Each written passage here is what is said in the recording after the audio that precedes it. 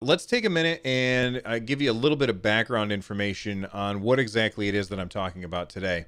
Back on October 8th, Mr. Phil Harrison, who is a VP over at Google and the general manager for Stadia, he tweeted a response to at 16 underscore blocks on Twitter.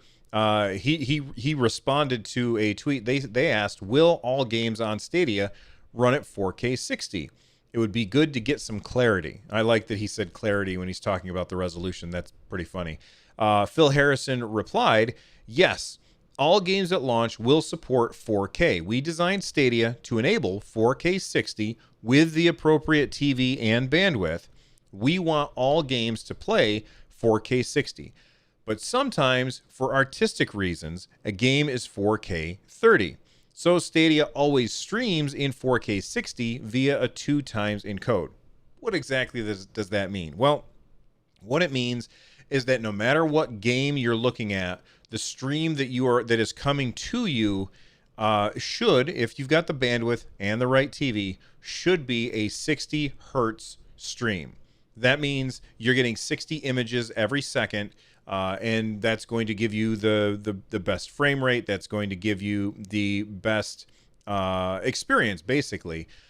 That being said, sometimes games aren't going to be running at 60 frames per second. So what they'll do is they will render every frame twice and send you every frame twice in order to still have a 60 frames per second stream, but have a 30 frames per second game. So essentially, what would it be like for that? You would be playing the game as if it's in 30 frames per second, even though you're receiving double those frames. Does that really matter at the end of the day? People who worry about bandwidth might think that that matters, but for me, I'm not too worried about that, so I don't think it really matters. Now, why am I talking about this? That was back on the 8th. Here's why I'm talking about this. Earlier today, I think it was today. Yeah, earlier today, Google Stadia, at Google Stadia on Twitter, they posted this tweet. This tweet says, "Don't have a PC capable of running the highest settings? With Stadia, you don't need to. Play Red Dead Redemption 2 on Stadia to see every glorious detail in 4K 60 frames per second."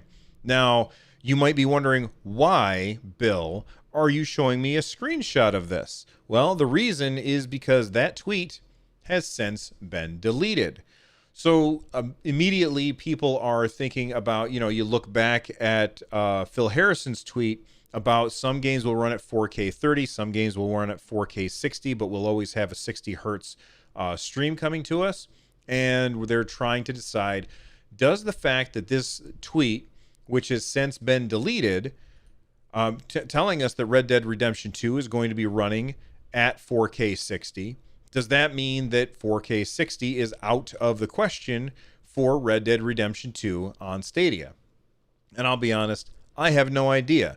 And anybody that tells you that they know is probably wrong or full of beans. We don't know what it means that this was deleted. It may have been sent out before, like maybe they didn't want this out there. Maybe they're getting ready to talk about this on a upcoming Stadia Connect or something like that. I think that is probably unlikely because they know by tweeting this out and then removing it, they know that everything on the internet is permanent. So they're going to, like, people screenshot this. I love the fact that people screenshotted this like they knew that it was going to be taken down. It's so bizarre. So I don't know what to think about this. I'm thinking that Red Dead Redemption 2 is probably going to be one of those games that, for artistic reasons, will stream at 4K 30. Well, I'm sorry, will run at 4K 30 rather than at 4K 60, and we will end up with the 2 times encoding. Does this bother me? Not really. I know that there's a lot of people out there who look at this and they think that is a big deal. And I can understand why. I know that a lot of people are like, I want to have the best. And why would Red Dead Redemption 2 have to run at 30 frames per second if Stadia is so powerful? Well, this is a port. This is a port of a game that is made primarily for other systems. It was made for the PS4. It was made for the Xbox One. And I believe that it runs in 30 frames per second on those other systems. So perhaps Rockstar has decided that it's not worth the extra effort in order to get those extra frames per second for a port. I anticipate that all of the games moving forward, like the new games, not the ports, but the new games that are moving forward, I anticipate that those games will probably come to us at 60 hertz every single time. But when you're talking about a game that is ported from an old system and was probably made with this 30 hertz frame rate in mind, it doesn't make a lot of sense for the developers to put in all that extra work just for an extra. Yes, it's double the frame rate, which is good, but it was good enough to play on the other systems, so it's probably good enough to play on Stadia as well. So I can understand why they might decide that they don't want to do that. So hopefully that makes sense to you. Here's something that doesn't make sense to me. If you go back to the last video that I posted, and I'll put a link to it like right up here somewhere. There was a screenshot that somebody. There's another screenshot. There was a screenshot that somebody took during the Made by Google event that happened yesterday, and the screenshot basically had said something about that the controller would only work wirelessly on the Chromecast, and I interpreted that to mean that if you wanted to play on TV, the only way to play was wirelessly via your Stadia controller and a Chromecast Ultra. That's how I took it to mean.